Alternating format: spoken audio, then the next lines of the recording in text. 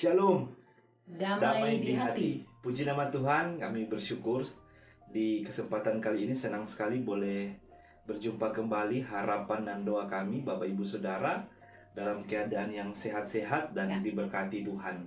Dan di kesempatan kali ini kami berdua akan menseringkan kebenaran firman Tuhan, tentunya dari MTPJ Gemin, ya, edisi 6-12 Februari 2022. Dalam bacaan firman Tuhan bilangan 8 ayat 5 sampai dengan ke-22. Dan sebelum kita menseringkan kebenaran firman Tuhan, kita akan mengawalinya dengan doa. Mari kita berdoa. Bapa di sorga, Bapa yang baik, terima kasih Tuhan di kesempatan kali ini. Dalam anugerah kasih Tuhan kami boleh menikmati nafas hidup, kekuatan, kesehatan. Dan di kesempatan kali ini kami bersyukur Tuhan dalam perkenanan Tuhan, dalam panggilan Tuhan. Kami terus dimampukan Tuhan. Roh Tuhan memampukan setiap kami untuk tetap setia dan taat dalam pelayanan.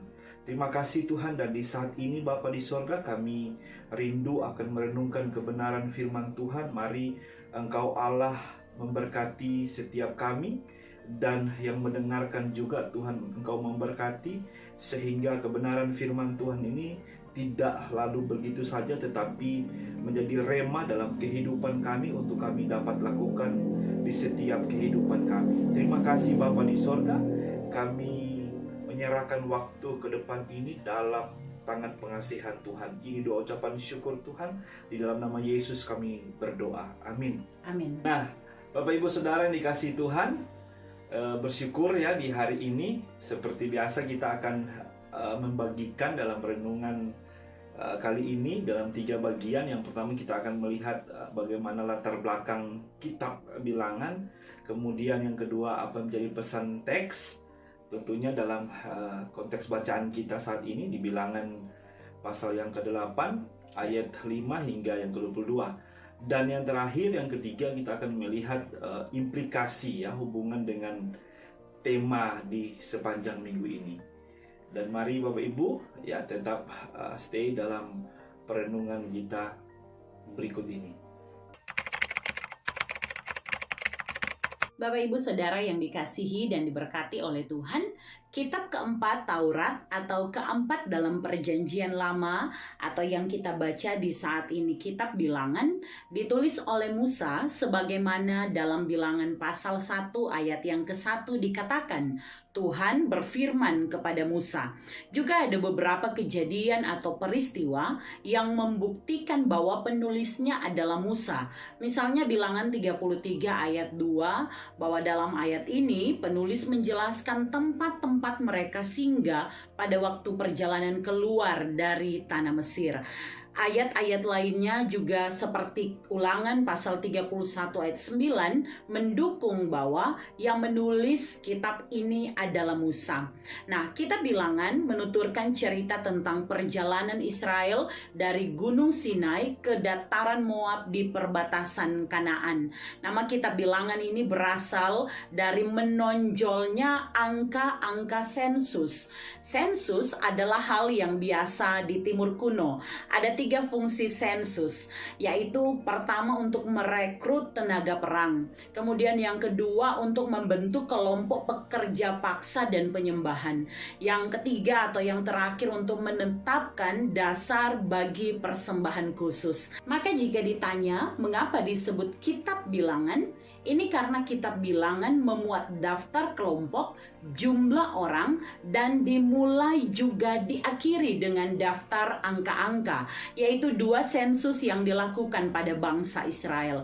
Sensus yang pertama diambil pada permulaan perjalanan bangsa Israel, dan kemudian sensus yang kedua itu pada 40 tahun kemudian sebelum mereka masuk ke tanah perjanjian. Nama Bilangan dalam bahasanya kita mengenal disebut numbers, kemudian dalam bahasa Yunaninya arithmoi, dalam bahasa Latinnya numeri, sedangkan dalam bahasa Ibraninya menggunakan di padang gurun atau kata-kata pertama yang berarti di gurun. Sebagaimana pokok utama kitab ini memang adalah pengembaraan Israel dari padang gurun selama 40 tahun menuju ke tanah perjanjian. Ada beberapa bagian dalam pembagian dengan kitab Bilangan ini. Namun karena kita akan membahas di pasal 8, mari kita lihat bahwa di pasal 1 sampai pasal 10 ini adalah bagian pertama dari kitab Bilangan yang menceritakan tentang persiapan bangsa Israel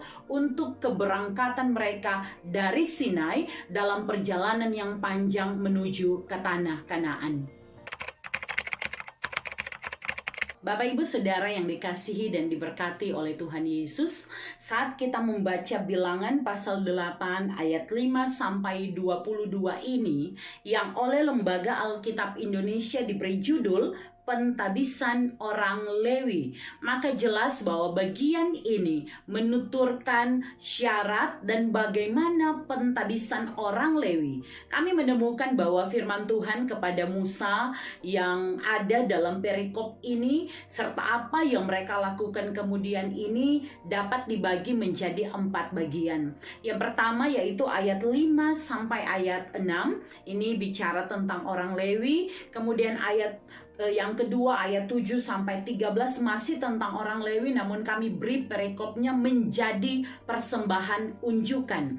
Selanjutnya ayat 14 sampai 19 mengenai perintah Tuhan, syarat pentabisan orang Lewi, dan kemudian yang terakhir ayat 20 sampai 22 mengenai melakukan seperti perintah Tuhan. Mari kita bahas satu persatu. Kita mulai dengan yang pertama yaitu ayat 5 sampai yang ke-6. Nah, ini merupakan bagian awal dari bacaan kita kali ini. Allah menjadi tokoh sentral yang dibahas sebagai yang berfirman, dan Musa menjadi tokoh kedua sebagai yang menerima firman Tuhan. Bicara tentang orang Lewi, maka kita membahas mengenai salah satu dari ke-12 suku Israel atau keturunan Yakub. Beberapa kali ada murid yang bertanya, maka kembali sedikit sebagai pengantar, kembali dijelaskan bahwa Yakub adalah anak dari Ishak dan Ribka dan cucu dari Abraham dan Sarah. Yakub mempunyai saudara kembar bernama Esau. Singkat cerita, Yakub diberkati dan Yakub kemudian berganti nama menjadi Israel. Yakub mempunyai 12 anak laki-laki dan paling sedikit 1 perempuan yang disebutkan namanya dalam Alkitab. Dari Lea, Yakub punya 6 orang anak laki-laki: Ruben, Simeon, Lewi, Yehuda, Isakar, Sebulon, dan paling sedikit 1 anak perempuan yaitu Dina.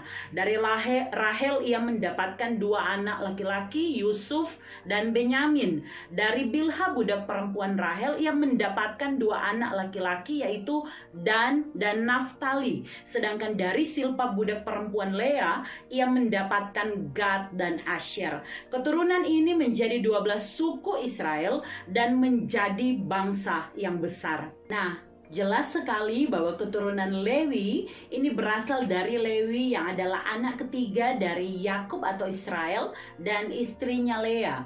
Orang-orang Lewi itu memang dalam perintah Tuhan tidak diberi warisan tanah, supaya memang mereka memusatkan perhatian mereka pada tugas-tugas pelayanan mereka dan kemudian dapat hidup dari tugas pelayanan itu. Nah, inisiatif penunjukan keturunan suku Lewi sebagai imam itu berasal dari Tuhan sendiri. Jadi jika kita melihat bahwa memang Tuhan hanya menetapkan Harun dan keturunannya sebagai imam di Israel, maka para Lewi ditetapkan adalah mereka pria dewasa dari keturunan Lewi, dan ini termasuk sukunya Musa dan Harun juga ya. Maka jelas bahwa orang-orang yang termasuk suku Lewi adalah para imam atau yang bekerja di bait Allah, dan kemudian mereka yang juga membantu tugas para imam. Kita dapat melihat di sini pada ayat yang ke-6 bahwa orang Lewi mendapatkan hak istimewa dalam tugas pelayanan di kemah suci. Namun perlu melewati banyak tahapan, termasuk tahapan ritual pentahiran seperti yang diperintahkan Tuhan kepada Musa melalui bagian ini. Nah, Bapak Ibu Saudara yang dikasihi dan diberkati oleh Tuhan, yang kedua ayat 7 sampai 13. Kita menemukan di sini beberapa hal dalam proses pentabisan orang Lewi. Yang pertama, orang Lewi sebelum melaksanakan tugas pelayanan dipercik dengan air penghapus dosa. Musa dimandatkan dalam tugas ini, dan kemudian orang Lewi itu secara mandiri sendiri mencukur seluruh bulu dalam tubuhnya, mencuci pakaiannya agar tahir. Itu di ayat 7 dapat kita baca ya. Suatu tanda pengudusan, sebagaimana Tuhan itu kudus, maka kekudusan itu harus dijaga dan dihormati, sehingga pentahiran mereka terjadi secara lahiriah yang terlihat oleh mata, tapi juga secara batinia, secara rohani, di mana itu dilakukan oleh Musa dalam perintah dan pertolongan Tuhan. Nah, Bapak Ibu Saudara, selanjutnya yang kedua, mengambil seekor lembu jantan muda dengan korban sajian dan seekor lembu muda lain sebagai korban penghapus dosa, yang bisa kita lihat pada ayat yang ke-8. Ini menunjukkan sebuah kualitas persembahan yang sungguh berkualitas, yang terbaik bagi Tuhan. Kemudian yang ketiga, orang Lewi harus mendekat ke depan kemah pertemuan, dan umat Israel kemudian berkumpul meletakkan tangan atas orang Lewi itu, sebuah legitimasi dari orang Israel, pengganti anak sulung orang Israel yang seharusnya dipersembahkan. Itu juga disinggungnya pada ayat berikutnya, yaitu ayat 16 sampai 18. Dan kemudian yang keempat, Harun sebagai imam besar, Harun diperintahkan untuk mengunjukkan orang Lewi sebagai persembahan unjukan bagi Tuhan. Nah, persembahan unjukan berarti persembahan yang diberikan kepada Allah dengan posisi badan menghadap dan kemudian berbalik kembali. Artinya adalah persembahan unjukan atau wave offering adalah persembahan kepada Allah dan dikembalikan kepada si imam. Maka orang Lewi yang mempersembahkan kepada Allah dikembalikan untuk melakukan tugas jabatannya. Itu dapat kita baca di ayat 11 dalam pelayanan mereka ya, bahwa kemudian juga diikuti dengan meletakkan tangan atas kepala lembu jantan muda, yang menggambarkan bahwa sekarang itu sudah terjadi pendamaian antara Tuhan dan juga orang Lewi. Bapak Ibu Saudara, bagian ketiga di ayat 14 sampai 19 dimulai dengan mengulang perintah Tuhan bahwa orang Lewi yang diperdamaikan menjadi milik Tuhan. Garis bawahi milik Tuhan ya, artinya memang kepunyaan dari Tuhan, dan merekalah persembahan unjukan itu, sebuah persembahan diri bagi Tuhan dan bagi umat Tuhan sebagaimana Tuhan memintanya. Tuhan yang memiliki kehidupan itu. Nah, ini adalah gambaran anak sulung yang kini melalui orang Lewi, Tuhan menetapkan sebuah tugas, sebuah panggilan, sebuah janji pemeliharaan Tuhan bagi orang Lewi itu sendiri, tapi juga bagi seluruh umat Israel, apalagi dengan jabatan pelayanan mereka bagi pekerjaan Allah sendiri. Kemudian pada bagian yang keempat ayat 20 sampai 22, kita dapat membacanya bahwa Musa, Harun, dan segenap umat Israel melakukan yang demikian kepada orang Lewi, bahwa mereka mendengar firman Tuhan itu, mereka berbuat tepat seperti perkataan Tuhan kepada orang Lewi yang akan ditabiskan, sebuah ketaatan pada perintah Tuhan. Demikian pula kita membaca bahwa orang Lewi juga melakukan sama seperti maunya Tuhan. Barulah kemudian mereka memulai pekerjaan jabatan pelayanan mereka di kemah pertemuan. Tentunya di sini ketika kita lihat di bawah pengawasan dari Harun dan anak-anaknya, diakhiri dengan perkataan seperti yang diperintahkan Tuhan. Mereka melakukan seperti kehendak dan maunya Tuhan. Bapak Ibu Saudara yang dikasihi dan diberkati oleh Tuhan, tema di sepanjang minggu ini mengenai jabatan pelayanan adalah persembahan unjukan bagi Tuhan. Itu tepat seperti bacaan di sepanjang minggu ini, Kitab Bilangan pasal 8 ayat 5 sampai 22 yang memberi kita beberapa pesan dan pengajaran penting. Yang pertama, Tugas pelayanan ini merupakan panggilan Tuhan bagi setiap orang percaya, sebagaimana jabatan pelayanan yang juga diberikan kepada orang Lewi. Jabatan pelayanan bicara tentang pelayanan milik Tuhan, maka dibawa kepada Tuhan sepenuhnya, dan melalui Tuhan akan dikembalikan bagi kerja pelayanan juga, karena ini milik Tuhan ya. Dan ingatlah bahwa jabatan pelayanan bukan bicara struktur tinggi rendah dalam gereja, tapi ini anugerah Tuhan semata-mata, sehingga melayani Tuhan adalah panggilan seumur hidup dan harus dalam ketaatan kepada Tuhan, karena kita ini adalah hamba Tuhan, bukan hamba manusia, apalagi hamba uang. Semua kita di masa kini, dan apalagi kita yang hidup dan dipercayakan pelayanan, kita diajak untuk memberi diri, membantu tugas pelayanan. Kita melaksanakan tugas yang sama sebagaimana para Lewi, dan karena itu kita harus sungguh-sungguh memperhatikan kehidupan kita, bukan hanya secara lahiriah tapi juga secara rohani ya.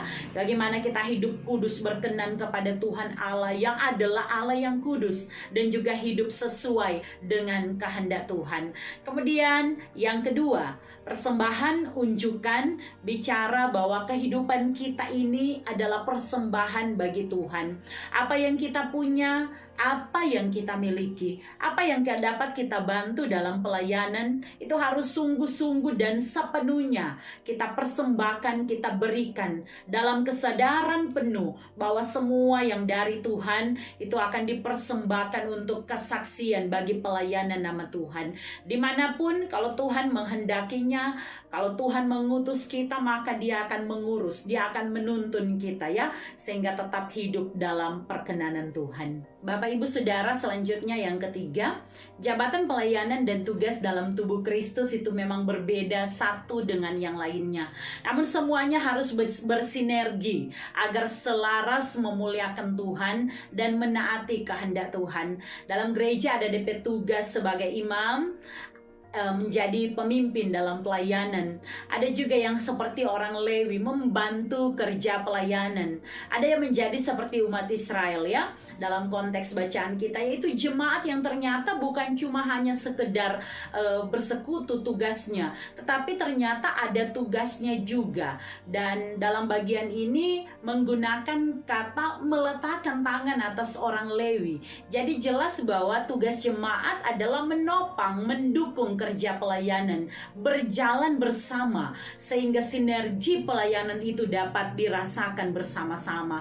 Jadi jelas ya, semua ini harus sama-sama dilaksanakan di bawah kehendak Tuhan. Jangan pendeta tidak lagi menjadi pemimpin karena terlalu banyak kegiatan struktural sehingga fokus bukan lagi pada Tuhan dan umat Tuhan. Atau juga jangan Pelsus merasa lebih terhormat karena menggunakan stola dalam pelayanan, sehingga kadangkala sonda mau persiapan untuk pelayanan. Lihat orang Lewi, mereka bukan hanya mencuci baju sendiri, mencukur rambut dalam tubuhnya. Artinya mereka punya persiapan lahiriah. Kemudian juga mereka punya persiapan secara batiniah, secara rohani. Mereka meminta kelayakan dari Tuhan. Maka siapapun kita yang mau bekerja dalam ladang pelayanan ini, mempersiapkan pelayanan adalah tugas kita. Karena kitalah persembahan unjukan itu, diri kita lah persembahan bagi Tuhan itu. Sehingga kemudian kalau kita dari sudut pandang kita, saya ini cuma jemaat, apa yang dapat saya lakukan? Jangan juga masa bodoh ya. Oh, kita ndak masuk kok panitia ini itu, kita ndak jadi Pelsus, maka kita bukan siapa-siapa. Sekali lagi, masing-masing kita ada tugasnya. Dan di atas semua itu, mintalah pada Tuhan agar Tuhan memberi kemampuan dalam pelayanan kita. Nah, Bapak Ibu Saudara, selanjutnya yang keempat berhubungan dengan hal ketiga di masa 4.0 ini. Mari kita perlengkapi diri kita dengan pengetahuan.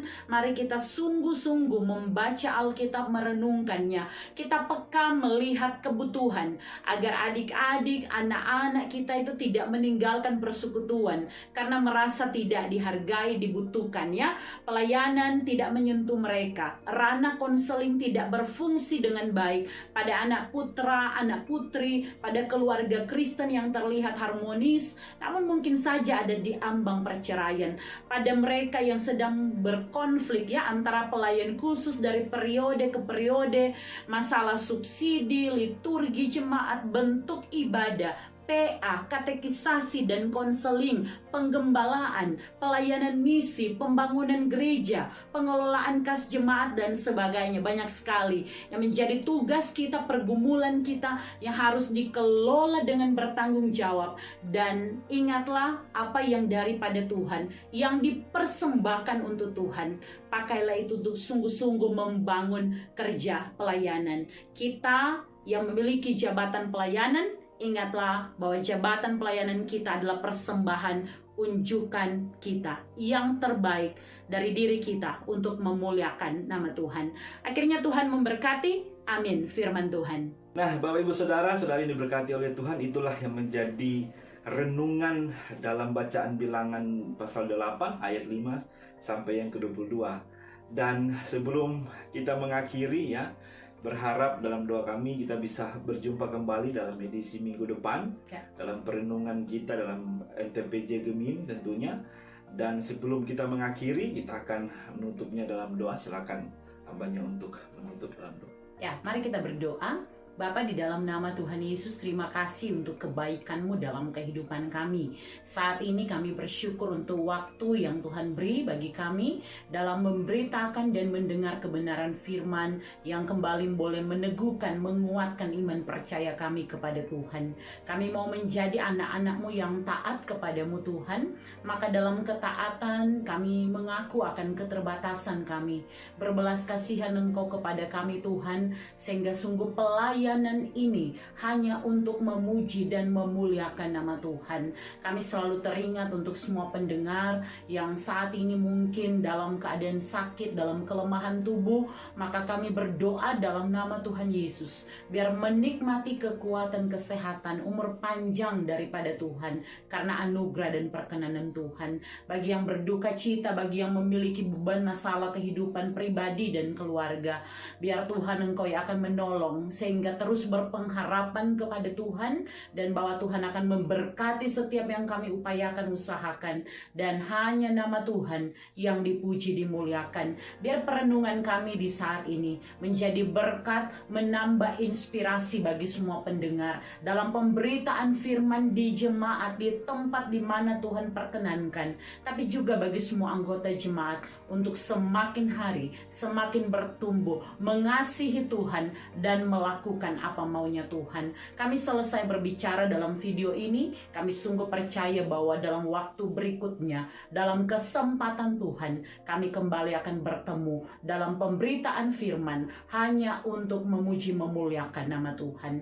Dalam nama Tuhan Yesus kami berdoa. Amin. Amin. Dan pada akhirnya sampai jumpa. Tuhan Tuhan Yesus memberkati.